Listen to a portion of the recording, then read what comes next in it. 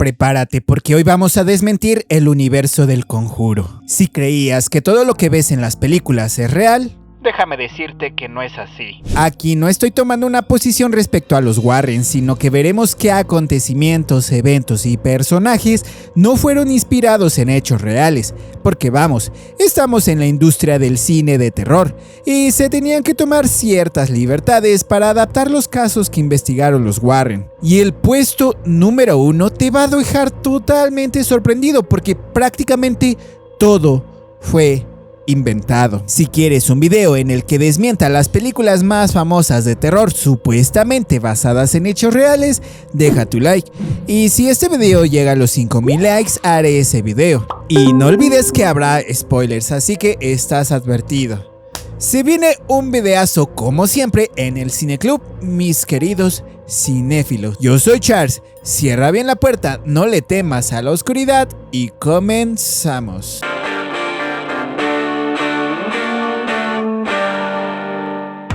Uno de los monstruos más representativos del universo del Conjuro ni siquiera existe en la vida real y fue creado totalmente para este universo de películas. El hombre torcido aparece por primera vez en El Conjuro 2, cuando sale de una cajita de música. Aunque muchos creen que es parte del caso real de Enfield, la verdad es que el Crooked Man o hombre torcido es puro invento de las películas. Hay que recordar que este caso se basó en los hermanos Hudson y no hay ningún archivo, ningún relato o testimonio que hable acerca de un hombre torcido. De hecho, lo más raro que se reportó en ese caso fue una supuesta voz fantasmagórica, la del famoso Bill Wilkins, y algunos muebles que se movían. Pero nada más, nada de hombres torcidos saliendo de juguetes. Ahora, lo curioso es que el Crooked Man tampoco lo sacaron de la nada. Viene de una rima infantil inglesa del siglo XIX y habla de una casa torcida, un gato torcido y una vida entera como fuera de eje, es decir, torcida. En resumen, es una canción de cuna medio rara, que ella de por sí tiene un tono siniestro si te pones a pensar en ella de noche. Los guionistas aprovecharon eso para convertirlo en una entidad visualmente inquietante. Alto, desproporcionado, caminando como si tuviera huesos rotos, saliendo de una cajita como si fuera un juguete maldito. Esto es un buen recurso para el cine de terror, pero no es nada real. En la película El hombre torcido se manifiesta como una especie de transformación demoníaca del espíritu de Bill Wilkins, lo cual ya rompe con todo lo que se sabe acerca del caso original.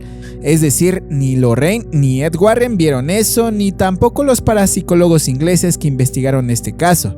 Fue más bien una licencia creativa para meterle más tensión y preparar un terreno para un spin-off que, por cierto, iba a hacerse pero quedó en el limbo. Fue el propio James Wan el que anunció que se haría una película del hombre torcido, pero luego que se compraron los derechos de New Line Cinema, la verdad es que este proyecto quedó totalmente descartado.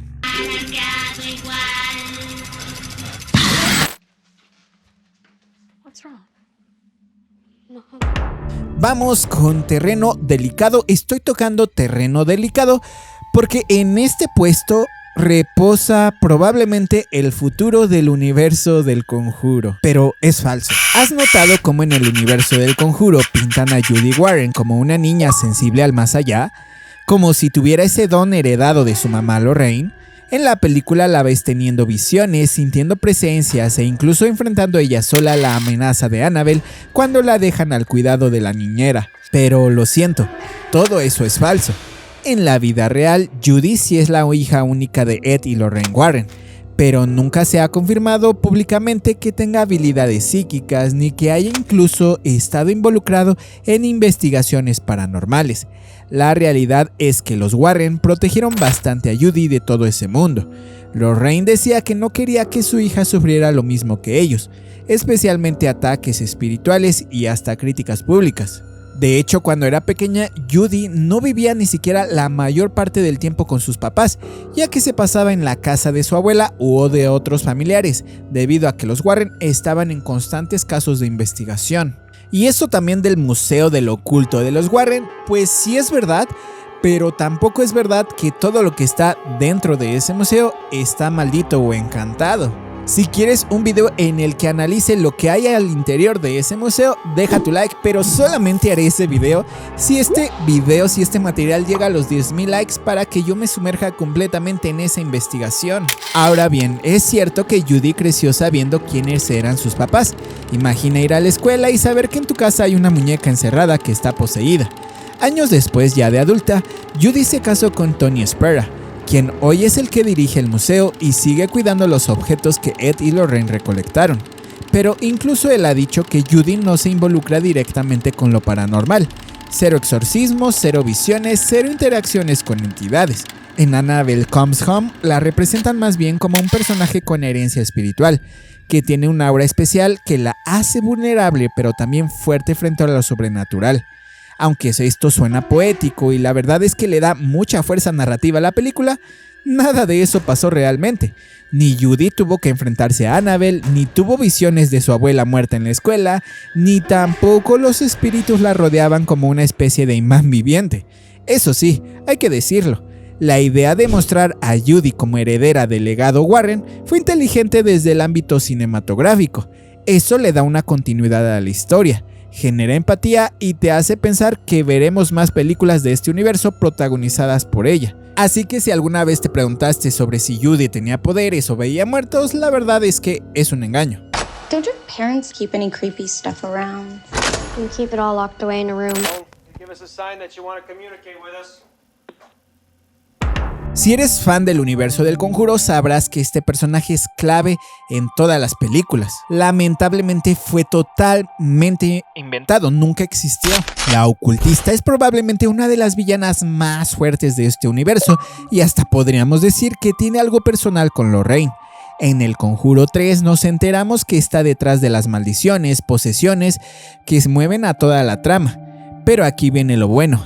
Isla Kastner, la ocultista, jamás existió en la vida real, así como lo oyes. No hay registros, archivos ni testimonios sobre una mujer llamada Isla Kastner relacionada con el caso real de Arne Cheyenne Johnson. De hecho, este personaje fue creado por los guionistas como una forma de explicar cómo alguien pudo haber utilizado rituales satánicos para invocar entidades demoníacas. En la película del Conjuro 3, Isla tiene un pasado turbio. Fue criada por un hombre que combatía el mal, pero ella terminó siguiendo el camino opuesto, y eso de por sí ya tiene un peso dramático fuerte. Ella sabe de maldiciones, de cómo manipular objetos para invocar demonios, y aunque parece haber dejado ese camino atrás, el daño ya está hecho. Su casa se convierte en una especie de mapa del infierno. Pero la verdad, hasta este punto, toda esa ficción, trama, historia de Isla Kastner es mera ficción. El propio James Wan y otros guionistas han dicho que este personaje fue estructurado a partir del pánico satánico que comenzó a originarse durante los años 70. Es decir, este miedo a que todo lo que nos rodeaba fuera satánico o tuviera que ver con rituales del más allá.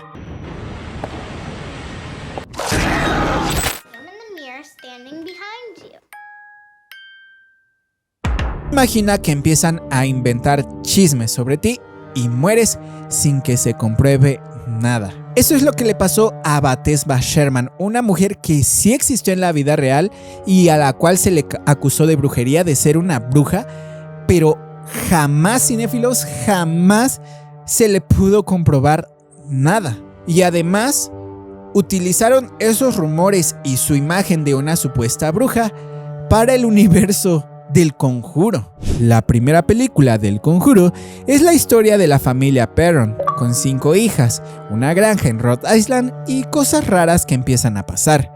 Relojes que se detienen, olores putrefactos, puertas que se abren solas y finalmente una posesión. Y todo ello en la película se le atribuye a Bathsheba Sherman, una bruja que aparentemente vivió en esa casa en el siglo XIX. Según la película, así es, según la película, esta mujer practicaba rituales satánicos, sacrificaba y terminó quitándosela, maldiciendo la tierra y a todo aquel que viviera en ella. Y es que aunque suene muy terrorífico y haya registros históricos de que esta mujer sí existió, la verdad es que todo eso es mentira. En la vida real, Bathsheba Sherman nació en 1812 y vivió en Rhode Island, no lejos de la casa de los Perron. Estaba casada con Judson Sherman y tuvieron varios hijos, pero aquí es donde la cosa se enturbia. En los registros históricos no hay evidencia de que fuera una bruja, ni tampoco de que haya acabado con niños, ni que se colgara de un árbol, nada. De hecho, Bathsheba murió en 1885 de un derrame cerebral y está enterrada en el cementerio de Harrisville, como cualquier otra persona del pueblo. Entonces, ¿de dónde salieron esos rumores? Hay varias teorías. Una dice que en su época Bathsheba tenía la fama de ser una mujer dura, distante, incluso muy cruel con sus sirvientes, y cuando uno de los bebés a su cuidado murió en circunstancias misteriosas, el rumor no hizo más que correr como pólvora, que supuestamente había sido un sacrificio. Sin embargo, jamás se le acusó de nada legalmente, es decir, formalmente no hubieron acusaciones sobre que habría cometido un delito. Más bien, todo esto fueron rumores de pueblo. Es por eso que cuando la familia Perron se muda en los años 70 a la casa muy cercana a donde vivió Bathsheba, todo ello se comenzó a atribuir supuestamente a esta mujer. De hecho, una de las hijas de los Perron, Andrea, dijo que cuando los Warren llegaron a su casa y comenzaron a investigar todos los fenómenos paranormales, este matrimonio de investigadores paranormales fue el primero que sacó a luz el nombre de Bathsheba Sherman y les dijeron que probablemente era el fantasma, la entidad de esa mujer, de esa supuesta bruja, acechándolos en ese hogar. Pero repito, nunca se comprobó que fuese una bruja. La propia Lorraine afirmó que sintió la presencia de Bathsheba Sherman en la casa de los Perron, mientras que Ed Warren decía que el fantasma de Bathsheba estaba atrapado en esa propiedad entre el cielo y el infierno debido a que estaba profundamente llena de odio. Si no me creen, investíguenlo y prácticamente él dice eso. Sin embargo, los registros históricos no dicen nada. No hay nada comprobable acerca de esta mujer en cuanto a brujería, mientras que la película, claro, la pinta como la principal villana de la primera película del Conjuro. What is it? That's not meant to be. Una de las entidades más famosas del universo del Conjuro no es real, o al menos no luce como se pinta en las películas. La monja es un invento de James Wan para su universo del Conjuro, e incluso le dio una historia ficticia. El director nos lleva a una abadía remota en Rumania, concretamente en el monasterio de Carta, en 1952. La trama dice que en ese monasterio lleno de monjas se manifiesta una fuerza demoníaca liberada cuando unos soldados abren un portal durante la Segunda Guerra Mundial. Esa entidad que entra es Balak, un demonio que adopta la forma de una monja para burlarse de la fe y sembrar el miedo. La película de la monja combina el horror gótico, la claustrofobia y las posesiones, con un estilo muy distinto al resto del universo del Conjuro. Pero aquí va la cosa. Los incidentes de esa abadía no tienen ningún registro histórico real.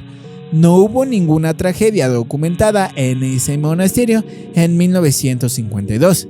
Ni hay tampoco soldados nazis abriendo portales, ni monjas acabadas, ni apariciones demoníacas. El monasterio de Carta sí existe. Es una iglesia del siglo XIII y es visitado frecuentemente por los turistas. Incluso sí, se ha llegado a rumorar que está embrujado, pero nada que ver con lo que se muestra o que se cuenta en la película.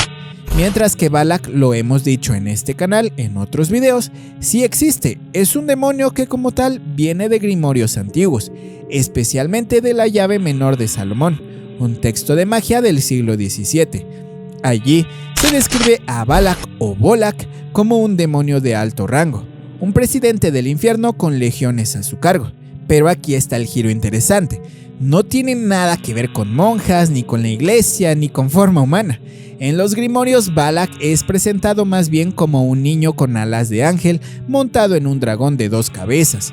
Una imagen totalmente distinta. Es decir, el demonio Balak en la vida real no tiene nada que ver con una monja tétrica que se aparece entre los pasillos o que se le aparece a la propia Lorraine Warren. Pero la pregunta es esta: ¿por qué decidieron darle esa imagen en la película. El equipo creativo del Conjuro 2, donde aparece Valak por primera vez, sintió que la historia necesitaba una imagen más impactante.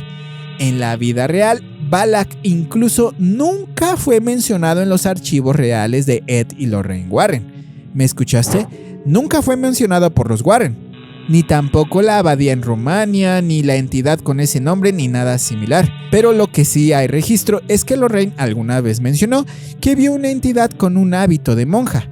Pero es todo, jamás la nombró Valak. Podríamos decir que todo es ficción mezclado con demonología real, pero hasta allí.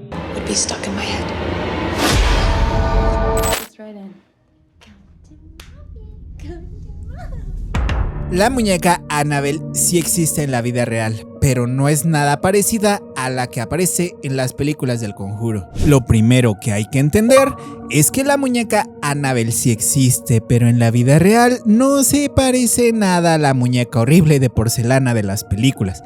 La original es una muñeca Raggedy Ann de trapo, con una cara sonriente y pelo rojo de hilo.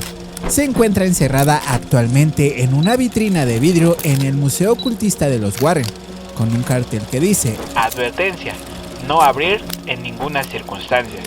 La historia, según los Warren, es que la muñeca fue un regalo para una enfermera en los años 70, y de eso vaya que sí hay registros. Poco a poco comenzaron a suceder cosas raras. De acuerdo con los testimonios de los primeros dueños, esta muñeca aparecía en distintas habitaciones.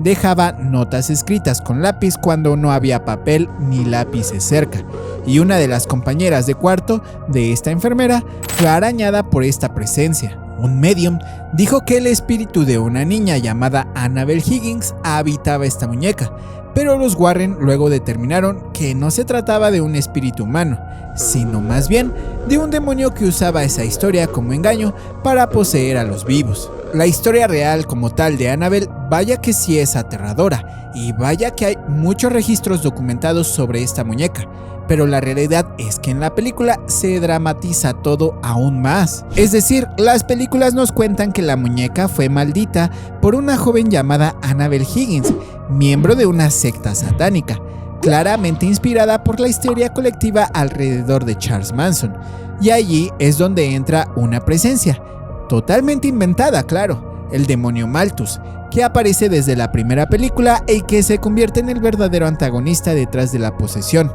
Malthus no es un nombre muy conocido en demonología clásica, no aparece como tal en grimorios antiguos, pero fue un nombre creado más bien para las películas, aunque con un aire de autenticidad para que sonara aterrador. Y lo de la secta, como te imaginarás, jamás pasó en la vida real con Annabelle. No hay registros, ni crímenes, ni delitos relacionados con la muñeca en cuanto a una secta satánica. Y claro que cuando ves Annabelle 1 y Annabelle 2, te das cuenta que los guionistas inventaron todo, por supuesto para darle más terror a las películas.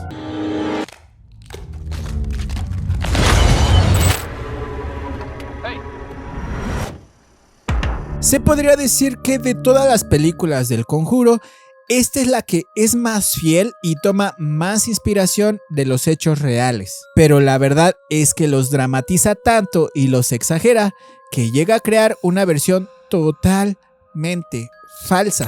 El juicio de Arne Cheyenne Johnson se retrata en la tercera película del Conjuro, El diablo me obligó a hacerlo.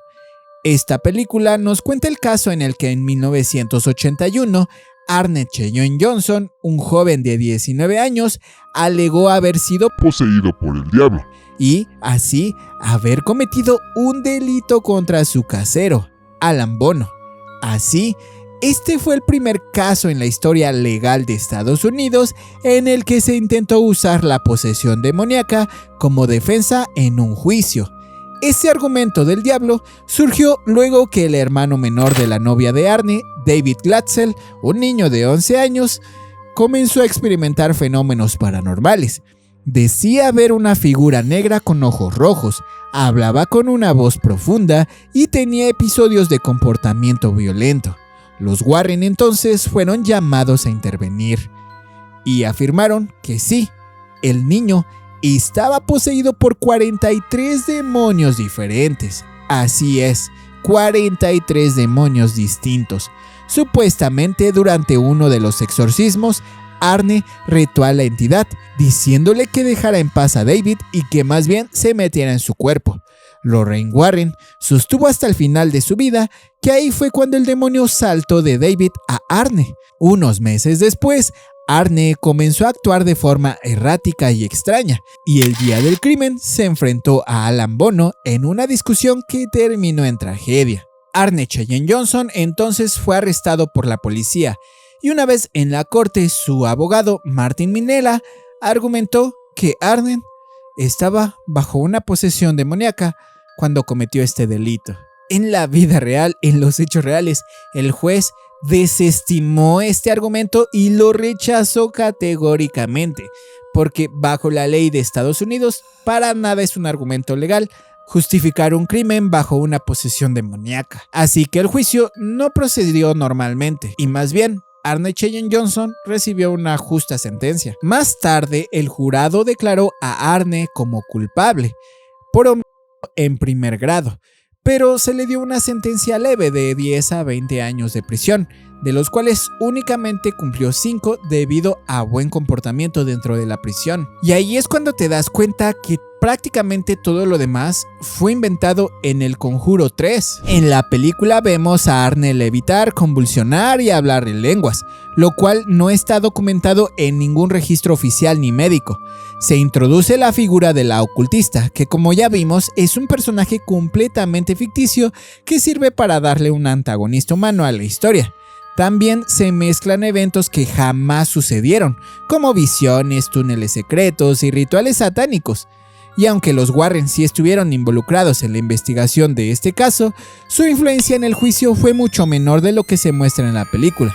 En realidad jamás testificaron ni tampoco tuvieron un rol oficial dentro del juicio. Y aquí va algo sumamente fuerte y de lo cual ya hay un documental en Netflix, el cual se los recomiendo ampliamente, cinéfilos. El hermano menor de David Glassett declaró y sigue acusando hasta el día de hoy que los Warren más bien montaron una historia, un teatro, con la enfermedad mental de su hermano David, alegando que era una posesión demoníaca cuando más bien este pequeño David sufría de sus facultades mentales. En el documental podemos ver hasta registros médicos que lo comprueban y por supuesto tanto el testimonio de Arne como el de David y el hermano menor de David. Así que véanlo bajo su propia responsabilidad. La Llorona. Uno de los temas más cambiados y modificados y que hasta se podría considerar como una ofensa tiene que ver con México. La Maldición de La Llorona es una de las películas más debatidas del universo del Conjuro porque cambia radicalmente la leyenda mexicana. La leyenda, claro, tiene raíces muy antiguas. En la mayoría de las versiones se trata de una mujer que, cegada por el dolor o la ira, ahoga a sus hijos y luego se quita la vida, quedando condenada a vagar por la eternidad llorando por ellos. Este es un relato que ha existido desde México hasta Argentina, con variantes que la asocian incluso con figuras indígenas como la Malinche, o con advertencias morales para evitar infidelidades o cuidar a los hijos. Es una historia que ha pasado de generación en generación en forma de advertencia, casi como un conjuro en sí misma. La película toma la leyenda y las bases de la misma, pero la modifica totalmente para hacer de ella una película de terror hollywoodense. Nada de lo que sucede en el universo del Conjuro en cuanto a La Llorona tiene base en los hechos reales. Aquí, La Llorona es más bien una entidad maldita de vestido blanco y rostro demacrado, que persigue a una mamá y sus 2 hijos en Los Ángeles de los años 70. Aparece, acecha, deja marcas de quemaduras en los niños y se alimenta del miedo. Pero nada de eso forma parte del relato original. Es más bien una reinvención estética de Hollywood. Incluso en la vida real tampoco hay una verdadera conexión entre esta leyenda y el matrimonio de los Warren. Aunque, a decir verdad, si tú ves el universo del Conjuro, probablemente esta es la película que más desentona de ese universo.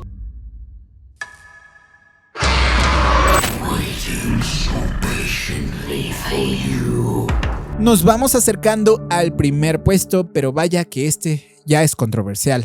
En el universo del Conjuro, Lorraine aseguraba que desde los 9 años podía ver luces alrededor de las personas como si fueran auras, y que más adelante desarrolló una sensibilidad especial hacia presencias invisibles. Así, en las películas junto a su esposo Ed, que era demonólogo autodidacta y pintor de casas embrujadas, fundaron la Sociedad de Investigación Psíquica de Nueva Inglaterra de 1952. Ella, en la película, claro, aportaba la percepción sobrenatural y Ed la parte investigativa y religiosa. Esta dinámica se vuelve la base del retrato que vemos en el cine, Lorraine como el corazón intuitivo de los casos. En las películas, ella es presentada como alguien que tiene visiones muy precisas, que puede sentir el mal en una casa y que puede tener proyecciones psíquicas y establecer hasta un contacto directo con las entidades. La pregunta es, ¿qué tanto de real hay en esto? Bueno, muchos investigadores, no pocos, han señalado que muchos de los casos donde Lorraine tenía visiones eran momentos en los que ya tenía acceso a la información previa. Por ejemplo, hablaba con las familias, visitaba las casas y luego tenía supuestas revelaciones que coincidían con lo que ya se le había contado. Además, varios casos como el de Amityville o el de la familia Snedeker han sido desmentidos o señalados como fraudes por otros miembros involucrados, claro. Incluso, miembros de las propias familias, así es, ¿me escuchaste bien? Miembros de las propias familias recibieron ayuda económica, claro, y aseguraron que los Warren exageraron algunas cosas o distorsionaron lo ocurrido. Si quieres un video con los casos más polémicos o que fueron tachados como fraudes por parte de los Warren, déjalo en los comentarios, pero déjalo escrito, déjenlo escrito ahí en la caja de los comentarios. En defensa de los Warren puedo decir que hay personas que claramente también atestiguaron que sí, Lorraine tenía poderes psíquicos y podía ver presencias que nadie más en las habitaciones podía ver con sus ojos. Janet, are you all right? Este es el caso que se comprobó que fue todo un fraude, ¿me escuchas bien? Todo un fraude, y aún así se pintó como totalmente real en El Conjuro 2. Aunque sinceramente de todo el universo del Conjuro, esta secuela, El Conjuro 2, es probablemente mi película favorita. Londres, 1977, un barrio obrero en Enfield, al norte de la ciudad. Una mamá soltera, Peggy Hudson, vive con sus 4 hijos en una casa modesta de renta social. Todo parece normal hasta que una noche su hija Janet, de 11 años, grita desde el piso de arriba que su cama se está moviendo sola. La madre sube, le dice que no diga tonterías, pero luego escucha un estruendo. Una cómoda se arrastra por sí sola por el suelo. Nadie la tocó. Nadie. A partir de ese momento comenzaron 2 años de sucesos extraños. Golpes en las paredes, muebles moviéndose solos, juguetes que volaban por el aire, voces guturales que salían de Janet sin que moviera los labios, e incluso levitaciones. Dicen que había fotos de la niña Janet levitando entre las habitaciones. Por esa razón, los medios de Inglaterra se lanzaron inmediatamente a la casa de los Hudson para cubrir este caso. Incluso The Daily Mirror cubría este caso casi a diario. Mediums, escépticos, investigadores paranormales, vecinos, todos iban a la casa para presenciar el poltergeist de Enfield. Pero aquí es donde entra la parte interesante. Los Warren, sí, los Warren jamás fueron parte central de la investigación de este caso. Aunque en El Conjuro 2 los ponen como protagonistas, en la vida real Ed y Lorraine Warren aparecieron solo brevemente, casi como visitantes, no como invitados. Los testigos aseguraron que la mayor parte de la investigación la llevaron Maurice Grosse y Ghislaine Playfair, miembros de la Society for Physical Research, y ellos, aunque creían que algo extraño sucedía, también admitían que había momentos en que Janet parecía fingir, como si fuera una mezcla de verdad y teatro. Los escépticos decían que la voz la hacía con la garganta cerrada, algo que cualquier ventríloco amateur podía imitar. Además, en varios momentos se les sorprendió haciendo trucos como escondiendo grabadoras o lanzando cosas. En entrevistas de ya adulta, Janet confesó que en algunas cosas sí fueron fingidas, pero muchas otras no tienen explicación hasta el día de hoy. Así que la última opinión, el último veredicto lo tienes tú, cinéfilo, pero si tú quieres saber cuál es la historia real detrás de cada una de las películas del universo del Conjuro, su historia completa, te dejo el video aquí.